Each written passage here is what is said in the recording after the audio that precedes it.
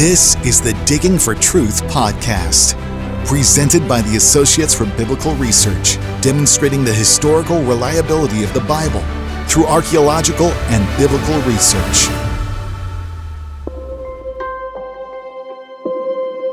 After a few thousand years of Earth's history written in the first 11 chapters of Genesis, we get introduced to the family of Terah. It says, Terah became the father of Abraham, Nahor, and Harran, and Harran became the father of Lot. While his father Terah was still alive, Harran died in Ur of the Chaldeans, in the land of his birth. Abram and Nahor both married. The name of Abram's wife was Sarai, and the name of Nahor's wife was Milcah. She was the daughter of Harran, the father of both Milcah and Ishka. Now Sarai was childless because she was not able to conceive. Terah took his son Abram, his grandson Lot, and his daughter-in-law Sarai, and together they set out from Ur of the Chaldeans to go to Canaan. But when they came to Haran, they settled there. Terah lived 205 years, and he died in Haran. The narrative continues after Terah's death, and in the next chapter it says, The Lord had said to Abram, Go from your country, your people, and your father's household to the land I'll show you. I will make you into a great nation, and I will bless you. I'll make your name great, and you'll be a blessing. I'll bless those who bless you, and whoever curses you, I'll curse. And all peoples on earth will be blessed through you. So Abram went as the Lord had told him, and Lot went with him. Abram was 75 years old when he set out from Haran. He took his wife Sarai, his nephew Lot, all the possessions they had accumulated, and all the people they had acquired in Haran. And they set out for the land of Canaan, and they arrived there. So that's the introduction to Abraham in Genesis. And Henry's here, and since we're doing introductions, why don't you tell us about our guest for today? Well, I'm very happy to introduce a friend of mine and also a scholar, Dr. Matt Glassman. Matt has a PhD from Yale University and has expertise in reading ancient tablets, Mesopotamian archaeology. Matt has been, I think, connected with ABR about 10 years. He's served on the Kerbet El Makader and the Shiloh digs, and I think it's been close to a decade. And I'd like to welcome you to our podcast, Digging for Truth, Matt. Welcome aboard. Hey guys, great to be here. Yeah, I think it's about 10 years. If I remember correctly, summer of 2014 was the first time that I set foot on an ABR dig, and been happy to be a collaborator and a fellow digger ever since. Yeah, it's been wonderful to get to know you and to have you part of our collaborative efforts to do archaeology in the Holy Land and just talk about the Bible and study the Bible and understand how we can trust the teaching of the Bible. What brought us together for this podcast is quite interesting. We were doing another podcast with our brother, Brian Wendell. We were talking about the migration of Abraham. And he was presenting some of the arguments for the northern location of Ur. And we're going to talk about the details of that. I'm going to let you explain that. And you wrote in, told us how great the podcast was, and then offered some alternative views on the southern location, which I think is more traditional. Mm-hmm. And so I thought, well, this is a great opportunity to talk about this subject. We actually don't have a lot of material on Abraham in our archive, which we should. And so it's just a great opportunity to talk further about it. So let's begin with Abraham's migration, which we see at the end of Genesis 11 and into the early part of 12 from Ur. So set that up for us, if you would, Matt. Yeah, and don't feel bad about not having a lot of Abraham material. No one does. We basically have Genesis, and that's about it. So traditionally, the assumption was that Ur of the Chaldees is usually how it's translated, is Ur of the Chaldeans. That is, the Chaldeans being a southern Mesopotamian people who moved into Mesopotamia around the 9th century BC. We can basically track them through Assyrian texts. We can thank the Assyrian Empire for keeping very good records, quite honestly. And so a lot of people kind of pop into and out of existence especially in Mesopotamia and throughout the ancient Near East, through Assyrian records. So the traditional location of Abraham's Ur is in fact Ur, a place called Tel el-Mukayyir today, the hill of pitch, literally, which is in southern Iraq. Today, it is a ways away from the Persian Gulf, but back in ancient times, presumably around the time of Abraham, it would have been on the Euphrates River, which is also shifted, and pretty much near the shores of what the Persian Gulf would have been in those days. So that is the assumption. Now, one question that listeners will immediately have is, okay, Chaldeans come in the 9th century BC, and that presents a little bit of a problem to us, right? Because what are Abraham's traditional dates? Well, let's just say around 2000 BC, right? So if Abraham lives around 2000 BC, then how do we know that this is the right Ur? If it's Ur of the Chaldeans didn't show up till at least a millennium later. And that's, in fact, an interesting question.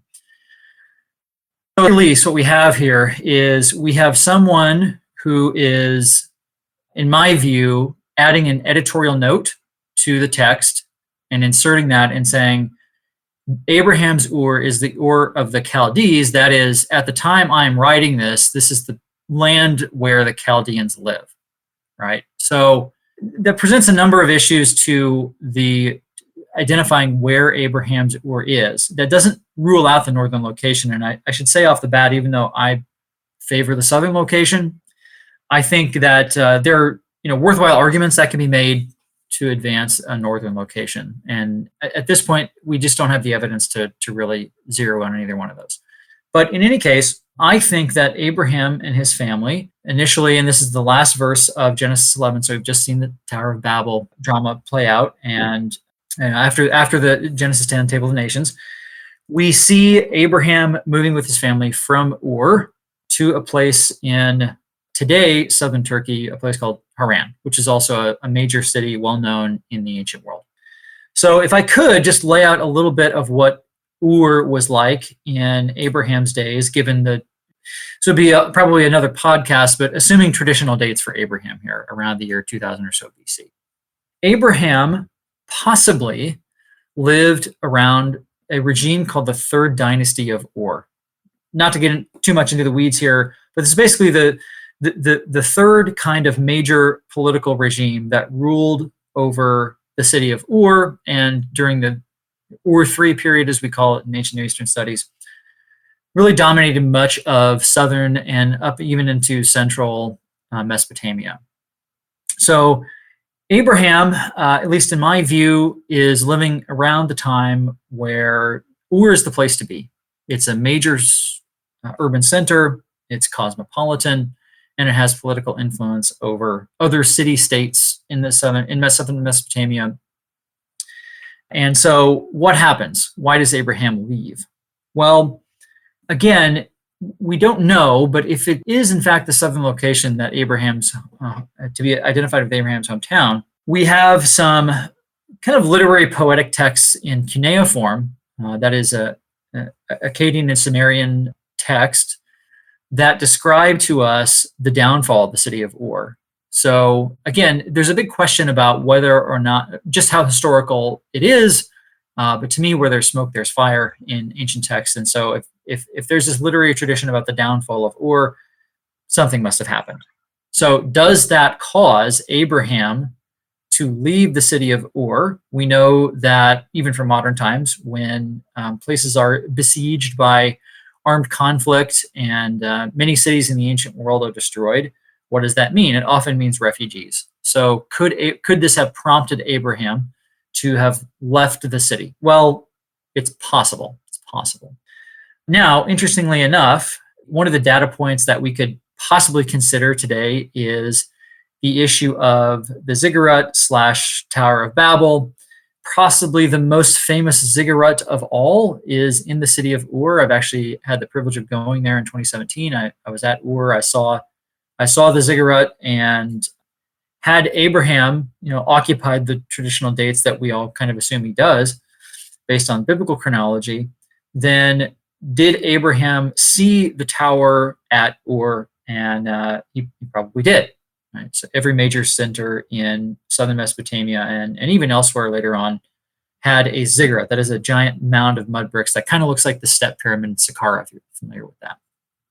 The most famous one is at Ur, and the foreshadowing here, it was dedicated to none other than the moon god, the Sumerian moon god, who they called Nana or Nanar. So that's basically what we have. And what I think happened is Abraham and his family, led by his father while he's still alive, Terah, they move from Ur along what's generally figured to be a pretty normal trade route from southern Mesopotamia up into what is today Turkey around the city of Harran. And they settle at Haran. That is where Abraham is eventually called to leave the rest of his family. Abraham moves into Canaan. Terah and the rest of the family stay in Haran as he moves into Canaan and the Shechem area and so forth. So that's the general context we have, Henry. Well, that's very helpful. That is a great tutorial on the sketch of things. And so you've prompted a number of questions in my mind that I'm sure our audience wants to know about too. So I'll just kind of like walk through them and then we can explore it together. Sure. Yeah. Okay. So the southern location at the time of Abraham, again, will operate off the 2000 BC chronology. Sure. So it was not called Ur of the Chaldees. That was 1,000 years later. Correct. But it was called Ur. Correct. The Chaldees is a bit of an anachronism. So yes. As we know, oftentimes places don't really move, right, geographically, but they do kind of move, right? There's, for instance, a couple Jerichos, and we think there's a couple Ai's in the Old Testament. And so oftentimes when later copyists would reproduce the text, because we don't have the printing press until the 1500s AD, they are copying and will add certain editorial notes, right? They were not blessed with the Turabian or Chicago or APA style as we academics are today. And so they didn't do footnotes. So what did they do? Well, they just added explanatory notes, right? And my kind of working hypothesis is that sometimes these were simply added into the marginalia of the scrolls, as it were. And then they eventually just kind of became part of the text. So these are later accretions, and that's why, I say Ur of the Chaldeans. It's important to distinguish between the early period and the late period. So the Chaldeans, it's true, don't come in until later, but I think a later author, as faithfully copying Genesis and adding an explanatory note for the benefit of the reader, says this is Ur of the Chaldeans. That is the Ur of southern Iraq, the area where the Chaldeans either now live or where they had lived. Yeah. But that doesn't necessarily mean that the Chaldeans were there in Abraham's day. In fact, they almost certainly were not. But yes, Ur of the Chaldeans, southern Iraq. Yeah, my thinking on that is very similar. My thought is, while the canon is still open, perhaps one of the authorized prophets added this as a explanatory note. Perhaps. Yes, very possible. And the idea of the Bible, until the canon is closed, being a curated text is such that we as Christians believe that the divine hand is guiding all those who touch and copy the text, and that it is faithful to the original. Yes. And yet it has these later accretions, which, right, they don't change the nature of the text, right? This is not Correct. A major shift in the narrative. It's a detail to help you, the reader who is reading this, perhaps hundreds or thousands of years after Abraham lives, to understand where this place is. Yeah, it seems to me too that when that addition is made to the text, at the time there would have been the northern Ur location, right? So maybe people would have been familiar with that name and been like, "Well, which Ur are you talking about? Ur of the Chaldeans." Now we know what is that am I thinking clearly, or would they have not known about that northern location? No, precisely right. That would, I think that's a pretty safe assumption. So there's a city that was called Urfa in southern Turkey, actually near the city of Haran, today called Sanli Urfa. But it's a possibility for confusion on the part of the reader. Yeah, right. Yeah, and maybe to give the conservative listener who might be a little alarmed by this idea, yes. We're talking about a very limited number of texts. We're talking about not post-canon scribes who make mistakes, but we're probably talking about a prophet. And we have other instances. For example, the quintessential example is the landing place of the ark, Yes. The mountains had no name when the ark landed, and Right. the kingdom of Urartu didn't come into existence until the 9th or 8th century BC. Right. So you're reading the text later. Oh, that's where that is.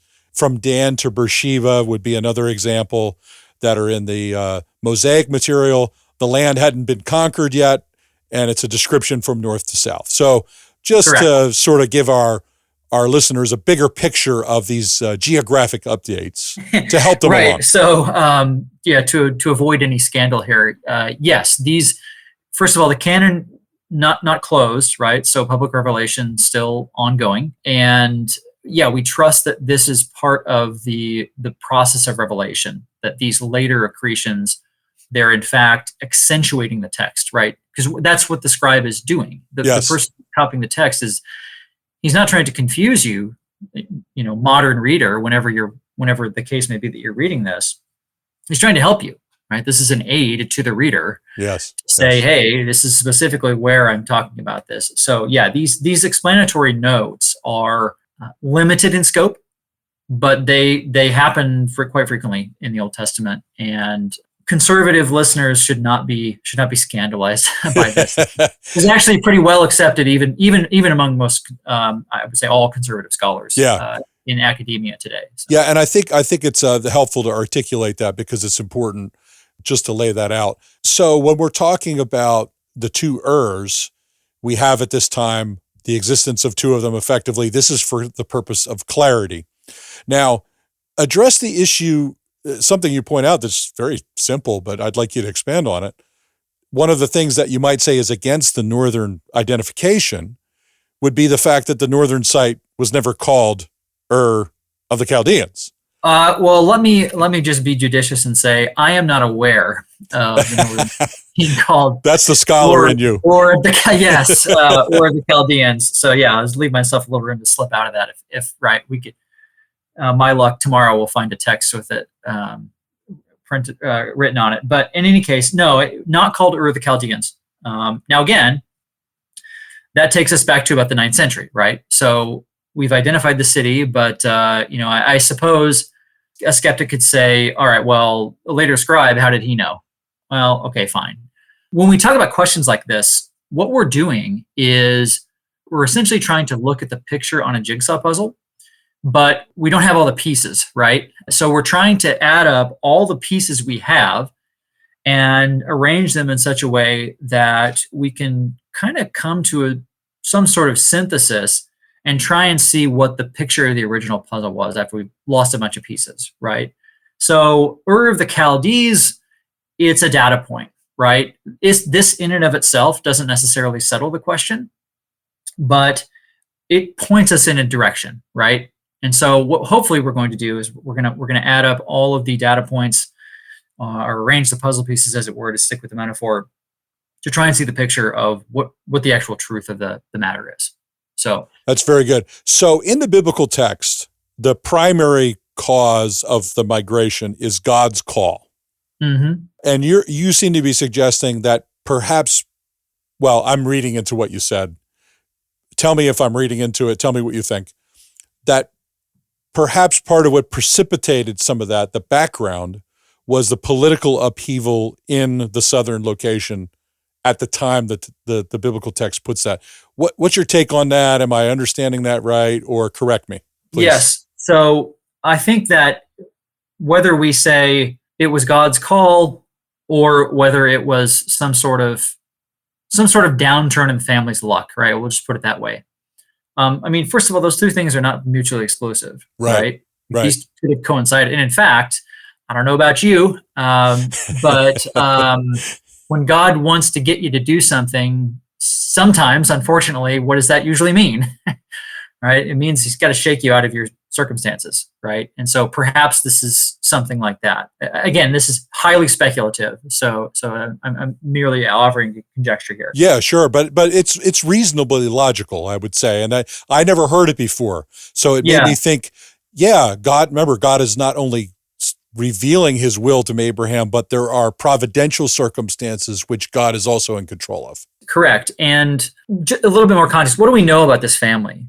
Okay, we know that they're a wealthy family, right? I mean, they're read between the lines of the Abraham narrative, and he's pretty well-to-do. At one point, he's able to marshal 300 plus servants to go and rescue Lot, right? Anyone with 300 servants is doing pretty well. Yeah. Okay? Yeah. So one must ask himself, why leave? If things are that good, why leave?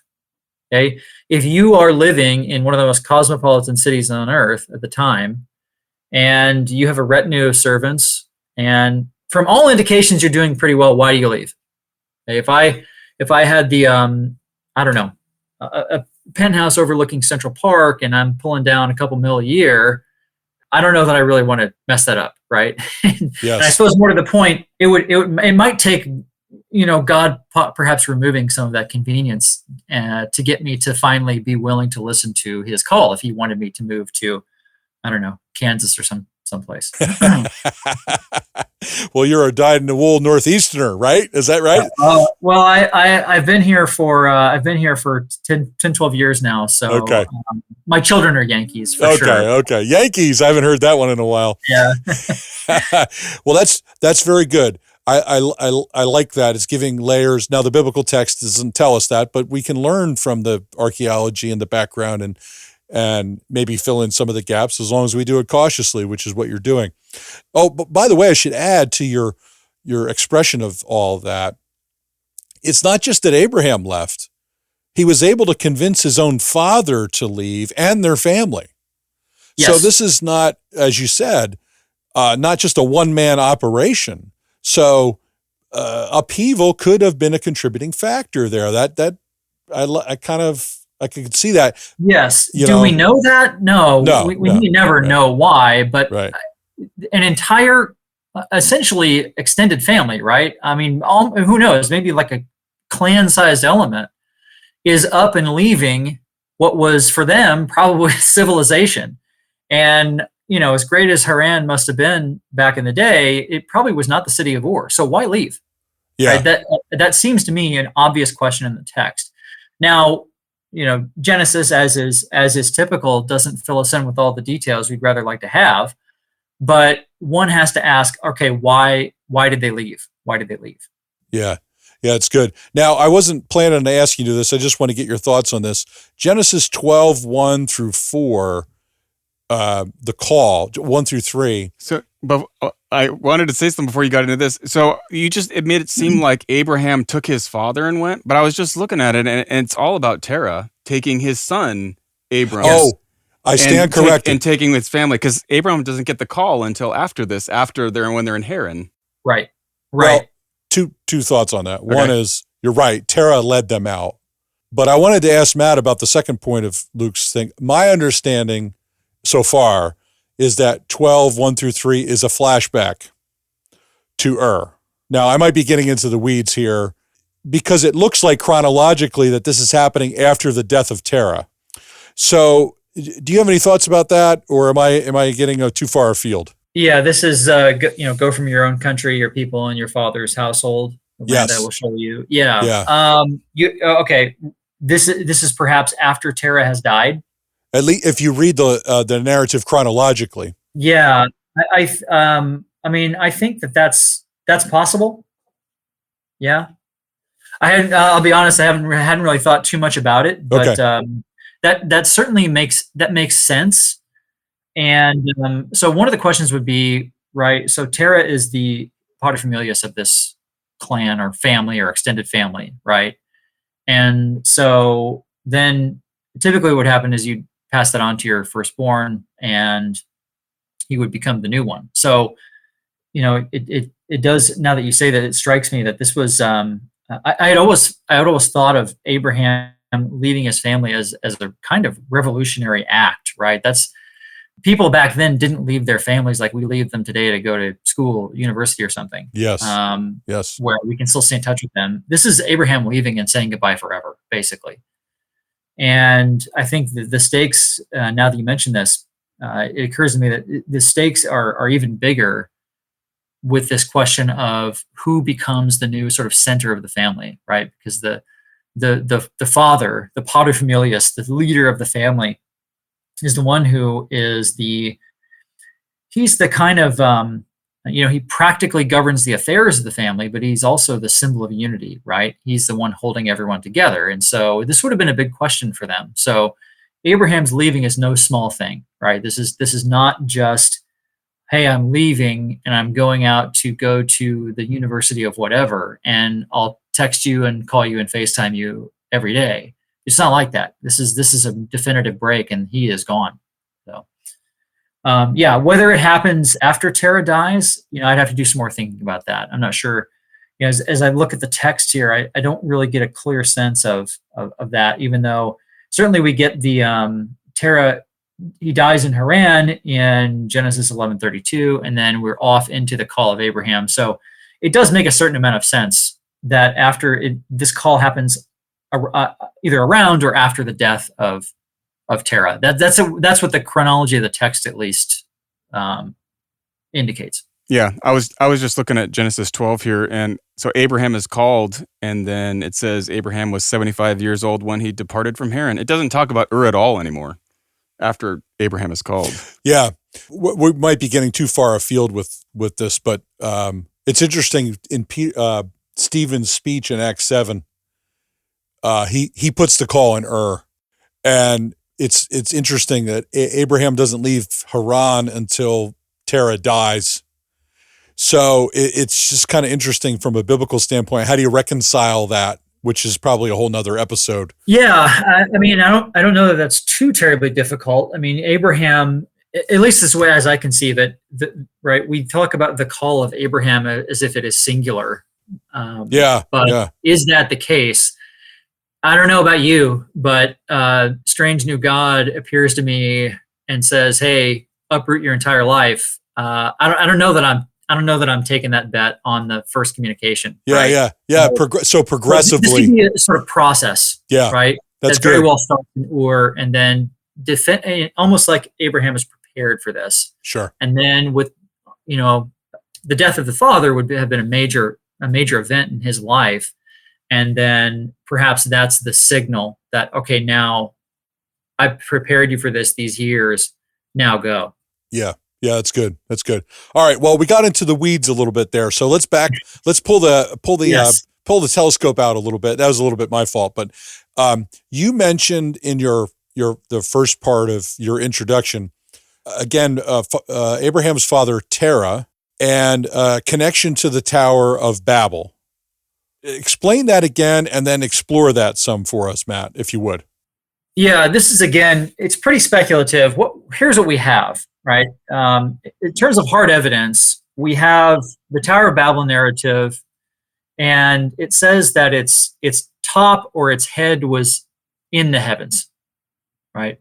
To build a tower with its top in them. We know it didn't actually finish construction, according to the narrative, but that was what it was supposed to be. It was supposed to have a tower with its top in the heavens. Now, most scholars think that that's the Tower of Babel narrative, which happens earlier in the chapter, is inspired by the Mesopotamian ziggurat. I am not really a believer in that theory, but again, I don't want to get lost too much in the weeds for that. What we do have is we have this phrase in Hebrew about the Migdol, the tower with its top in the heavens. And then we have something very striking in Akkadian cuneiform, which less people kind of know about. We have I'll just read the Akkadian, Reshisha Kima Shame, which means its top like the heavens, or its top in the heavens. There's a little bit of flexibility with the Akkadian there. And that's from an inscription from a king named Samsu-Iluna, who no one's ever heard of, but we've probably all heard of his dad, his father, Hammurabi. All right, so that inscription date back to probably the 17 or early 1600s BC from Mesopotamia. Now, how is it that essentially the same phrase ends up in Hebrew in our Old Testament? Well, I think that those utterances, right, those phrases, they're just too similar to just be coincidence. I don't think that's coincidence. Now, is it Abraham necessarily that is giving us this? Did he bring the phrase right from southern Mesopotamia to the Levant? Well, who knows? What it does demonstrate to us, though, is that there clearly is this communication between East and West, and it must be happening relatively early, right? So the Samsu Luna inscription, again, it's hard to say precisely when it is.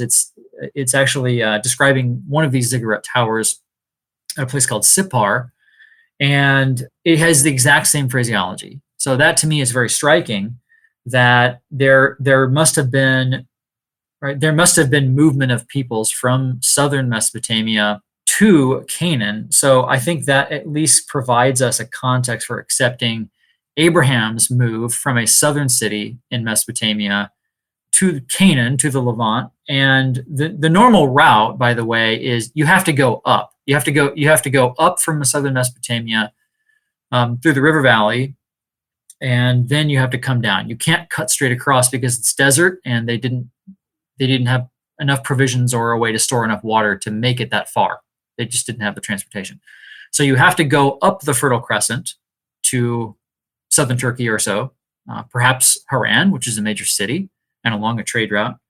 And then you can drop down into Canaan from there. So we can speculate about the tantalizing possibilities of how this phrase made its way into Canaan, but at the very least, it tells us that there's a movement of people carrying that cultural element from southern Mesopotamia into Canaan. That's very good. So we'll tie this into Terah in a moment, because you want to talk a little bit about Terah and something about ziggurats generally related to the possible fact that Terah was devoted to the moon god Sin.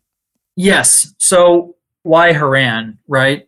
I'm going to kind of draw an analogy here to what many of the listeners may be familiar with, which is classical Greek city-states. Each one had their own patron deity, right? You could have temples to various deities in the city, but each city had its own kind of main primary god that, at least theoretically, they believed looked after the city. And for Ur, that is the moon god. The moon god Nana, or sometimes called Sin, S-I-N, Sin, the moon god. And Ur was the city of the moon god. The ziggurat was dedicated to the moon god. So also was Haran. Haran was a city also devoted to the moon god. So if you're going to leave, if you're going to go somewhere else, what's one of the possibilities for where you might end up? Well, you would go somewhere where there are people like you, right? Especially in these days. And where was that? Well, very possibly that could have been Haran, which we know from later texts was certainly a city full of devotees of the moon god. We have an interesting bunch of texts from a later Babylonian king in the 6th century who talks about, it actually causes a religious upheaval in Babylon, because he is from Haran and seems to favor the moon god over the Babylonian god Marduk. So we know that Haran was number one. It was on a trade route that was frequented from southern Iraq, and it was also a place where the moon god was worshipped. So here again, this is just another bit and piece of evidence. Taken by itself, what does it mean? Maybe not a whole lot, but taken in the alongside all the other pieces of evidence, I think they're all pointing towards this southern location. Okay, so it's interesting because I think in Joshua 24, I might be wrong about the chapter, but Joshua says that your fathers worshipped other gods beyond the river. Yeah. And this is clearly a reference back to this time here, right? We're talking about Abraham/Terah. And to your, that's what occurs to me as I read it as well. Yeah, that's kind of how I take it. Beyond the river, Mesopotamia. Now tie in what's so interesting, the way that you're looking at this, is the humanity of Abraham and Terah leaving maybe because of these background political circumstances, where they're at in terms of their spiritual development and all those kind of things. I guess another way to say it would be, when you're converted, you're still carrying around a lot of idolatry. Sure. So it's from one, the connection there is not just the geographic and the archaeology that shows these two cities worship this moon god, but sort of the humanity of the two men.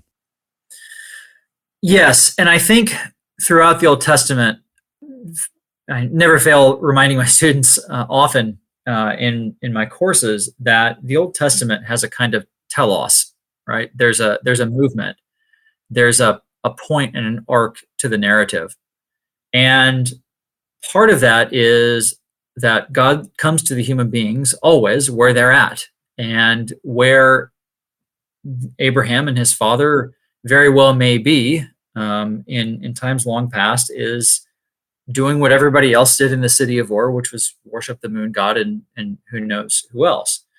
We can even see this in some of the Jacob narrative. Some of the things that Jacob does, anointing pillars and such, those things are going to be eventually taboo when we get to the Mosaic Law, right? But there's a clear pattern of development where it seems as though, I don't want to say God looks the other way, but he sort of tolerates these things in moving humanity towards the law in the Old Testament, right? There's a lot of stuff that happens in Genesis in what we would categorize today as worship that is going to be, forgive the pun, but not kosher once we get to the law. Those things are just not going to be acceptable.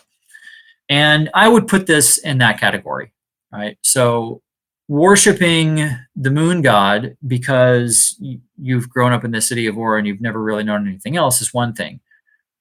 Worshiping the golden calf after you've got, or at least simultaneous with getting the Ten Commandments and after all the demonstrations of God's power in the plagues of Egypt, quite another, right? Yeah, the offense is far greater because they have more revelation. Right. Yeah, I mean, if Jacob does it, it's still not good. But if the Israelites do it with the law and having Moses and that deliverance, it makes it worse. And it makes it worse, even more worse, when we have the gospel. Our idolatry is even more egregious because now the full revelation of God's grace has been given, right? So yes. I would argue we worship a number of strange gods these days. Some of them not too much unlike the other ones these days, but that would be a whole other podcast. But suffice to say that you can see that in the trajectory of the Old Testament, that God is bearing with humanity and bringing them along, right? He's going to bring them along to the law, and then eventually, as we believe, bring us into the new covenant, right? The definitive final covenant of the New Testament, opening grace to the grace of salvation to all the rest of us. Yeah, very good. Very good. Could I circle back? I made a bad connection between the Tower of Babel and Terah. That was an inaccurate connection earlier, so I misspoke. But I do want to go back to the Tower of Babel for a moment. The point you were making about the phraseology, its head or top in the heavens, that this is a very ancient expression found very early. Now, there's many other indicators to me in the text, but I think still the standard view is that Genesis wasn't really fully put all together until almost the post-exilic period. I don't know if that's still the standard view. It was in the old documentary hypothesis. Maybe I'm outdated, but I'm thinking in terms of, so correct me if I'm wrong about that, but my question is along the lines of these very ancient details found in the biblical text seem inexplicable to survive for such a long period of time, all the way down, unless they came out of that time period. Tell me your thoughts about that, or correct me, or nuance what I said. Yeah, so the documentary hypothesis would put at the earliest, put parts of Genesis are in the 900s or so BC. Okay, so some portions then, right? And so with some people saying, oh, well, there was oral tradition that lasted for however thousands of years, or ranging from these are just kind of stories that are created without real historical antecedents. Now, the state of scholarship today has kind of moved beyond even the documentary hypothesis. It seems sort of like the academy was just tired of fighting about it, and so now we all just kind of look at each other and agree not to speak about such things or fixed dates to anything. Yeah. Okay. My own view of Genesis is that it is in fact a compilation, however, a result of pre-existing documents, right? Documents that pre-exist Genesis. Now, I am not a documentary hypothesis adherent, as many of my students will tell you, railed enough against it in class. But I think in the case of Genesis, this is a special thing, right? We have Mosaic authorship attributed to the first 5 books of the Bible. But what does that mean for Genesis, right? Moses clearly is not alive during the creation week or the flood or the Tower of Babel, right? He doesn't come along till much later. So how does he know all those things? Well, one at this point could posit some long theory, two theories about one, either there's this oral tradition that lasts forever and ever and ever for thousands of years, and then it's simply written down by Moses. Okay, that's possible. Or some sort of prophetic vision that reveals this to him, and then he writes it down. Okay, that's possible. It seems to me, and I may be giving away some of my scholarly hermeneutic here, it seems to me simpler to say, well, Moses had documents that he was working with, right? He had written sources. We don't have them anymore, right? As we don't have any of the original copies of the Bible. But he's working from written documents. I mean, for heaven's sake, we have reference to 3 or 4 different works of literature in Genesis itself that we've also lost, right? So the books of the wars of the Lord or something like that is what comes to mind immediately. Yeah. But so Moses is clearly working at some level with different sources, right? Because we have reference to them in the Pentateuch and the Hexateuch. But I don't know that I'd want to jump all the way to some sort of elaborate vision or oral history theory. And look, I'm open to being wrong about this, but my own sense is that Moses is working with documents and has compiled them, right? So can we affirm Mosaic authorship there? Well, yeah, in the same way that we can look in an anthology or something and see that there was an editor that put it all together, right? He had to do the work of putting it all together. Yeah, and so yeah. insofar as he is the editor, he's sort of a type of author. And so I think that's kind of what happens with Genesis. Now, beyond that, I don't necessarily see any difficulty with accepting the rest of the Pentateuch as Mosaic in authorship, as stated. And in fact, this again is just kind of basic, sort of like a hermeneutic of respect, I would say, to the ancient text, rather than what we often find today, which is a hermeneutic of suspicion, which is, hey, it said that Moses authored this, so I'm willing to accept that until you tell me something more convincing, right? So if Moses is not the author, then show me why I shouldn't believe that, because it has his name stamped on the document. So Yeah. I'm willing to accept that, because look, the Bible has proven itself trustworthy historically in other places. So I will give it granted the grace of Mosaic authorship, because that's what our forebears have believed for about 2,000 years, up until about the 1700s or 1800s. But if you want me to believe something different, then it better be convincing, because you're arguing against what the text says, right? Yeah. And I don't even have a problem kind of approaching any ancient tradition with that kind of hermeneutic. Is, okay, this is what the words say. Someone wrote them for a reason. If it's not true, then show me why I shouldn't believe it. Studying the Bible for over 20 years now, I don't really see any reason to go against what has been the traditional assumption about authorship, right? Bearing in mind what we said at the beginning of the podcast, though, which is, have other hands touched what is principally Mosaic? Well, sure, I'll accept that. That's fine. That seems to me rather obvious in some cases, such as the Chaldeans, right? That's clearly an anachronism. Yeah, or something like Moses' death notice, obviously. Yes, that would be another example. Admittedly a problem. Yeah. But probably Joshua. That has always been my assumption. We have the entire book of Joshua afterwards. Yeah. We know that they were close compatriots and Yeah. confidants. So I don't see any problem in the ancients didn't necessarily, they might not have thought in authorship in the same category that we do. Right? Yeah. We often make this mistake. We look back in history and think that everybody thinks the way we do, or ought to think the way we do, and they just simply didn't. So, okay, so Joshua completes the work. I don't understand what the big controversy is, I have to say. Yeah, I think that's helpful. I brought that up because I thought it was, I was not aware of this little linguistic detail in the text of the Babel narrative, and it made me think of these very ancient pieces that are in the book of Genesis that just seem inexplicable to be preserved through an oral tradition over such a long period of time and then put together so late. That just seems inexplicable to me, as it is to you. And there's so many other things, the accuracy of the cities in the Nimrod pericope, and like how could anybody know about these places that are long buried in the sands of time? Those are just a couple of examples of really stuff from deep antiquity. Yeah, or the story, just the details of the story itself. The birds with the Noah's Ark narrative, right? We have details about birds being released in Mesopotamian stories about the flood. Well, how did they get that? Where did that come from? Yeah. There's clearly got to be cross-pollination between these two traditions. And in the case of the flood narratives from Mesopotamia, we have the originals. They're written on clay. They didn't disintegrate like papyrus or animal skin. And those go back to mid-second millennium BC. That's very old.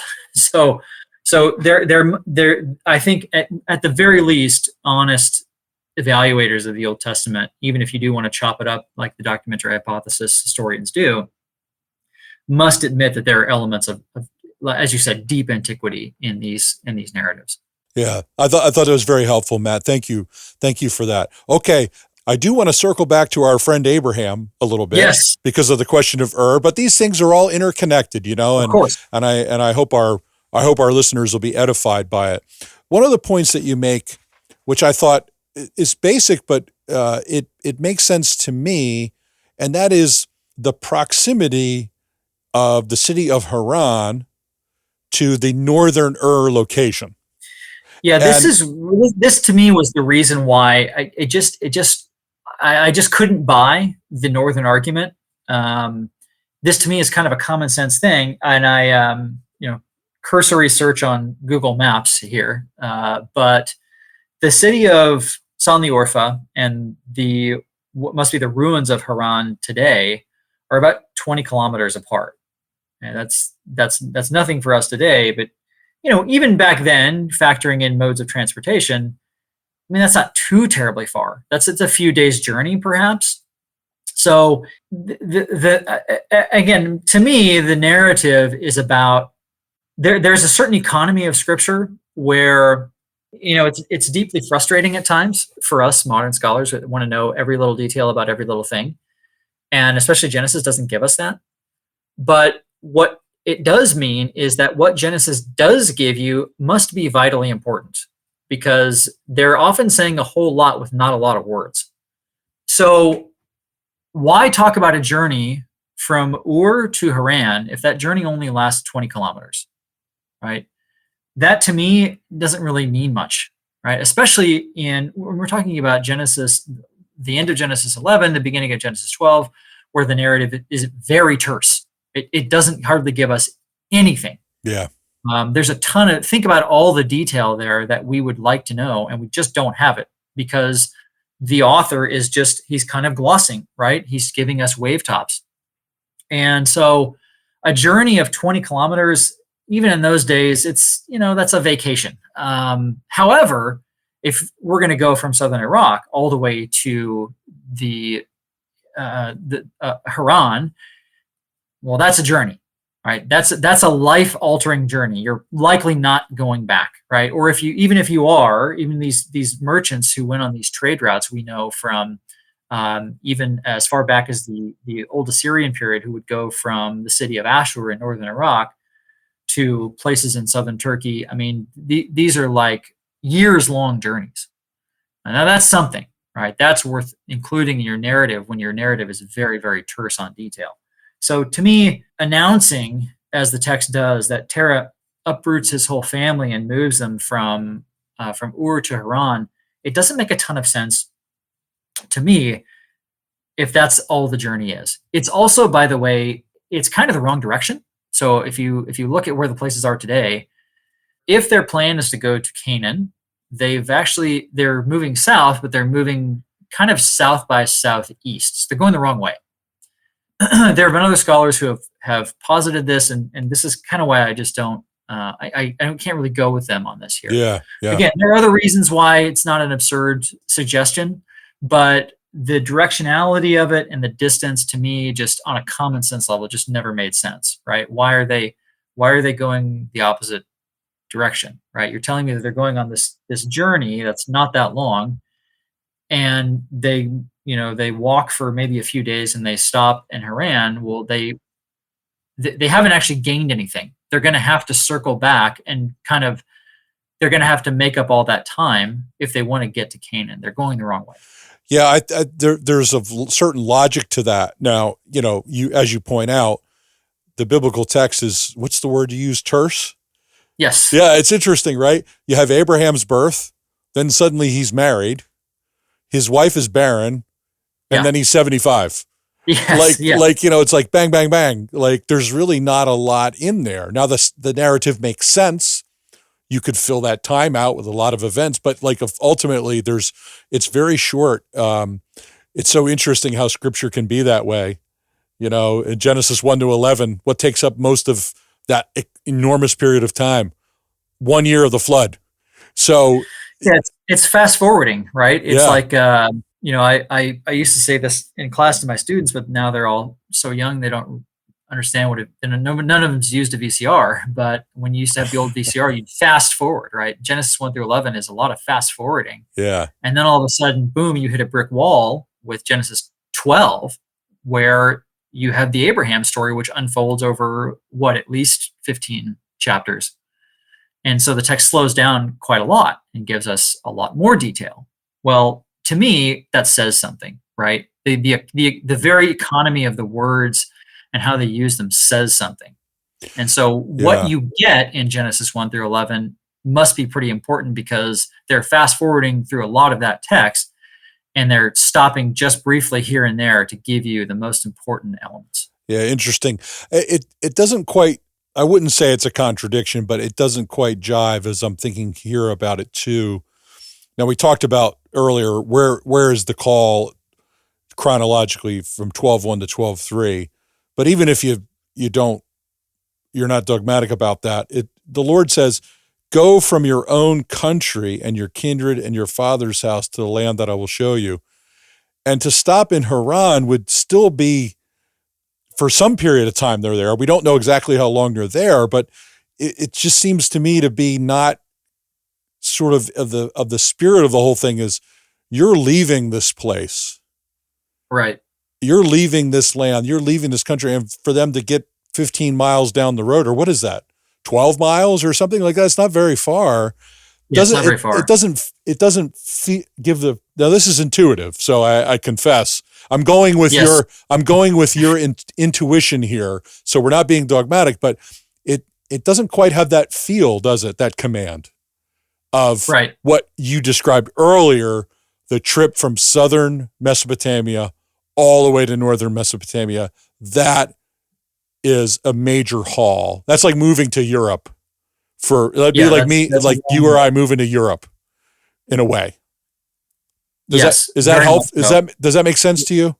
Yeah, it does. It is definitely leaving one's own country and leaving your way of life for all intents and purposes, right? You're leaving and you're going somewhere else, and what you're signing up for is something totally different if you're moving from southern to northern Iraq, especially in these days.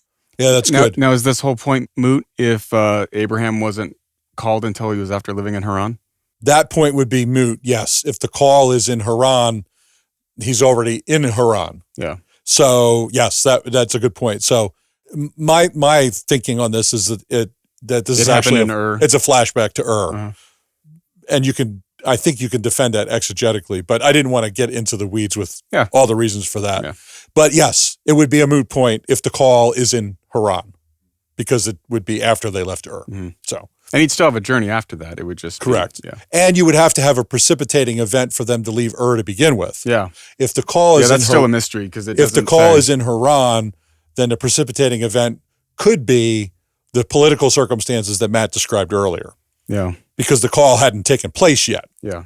If it's not in Ur. Yeah, because it's just as Terah moved his family to Haran exactly. for an unknown reason. Yeah. Go ahead and interject, Matt. Yeah, unless we again, and this would be my own view, is that the call is something of a process. Yeah, right? Yeah. I don't know that it's a single moment. Yeah, particular. And Yeah. How do I know that? Well, look at the rest of the Abraham story, right?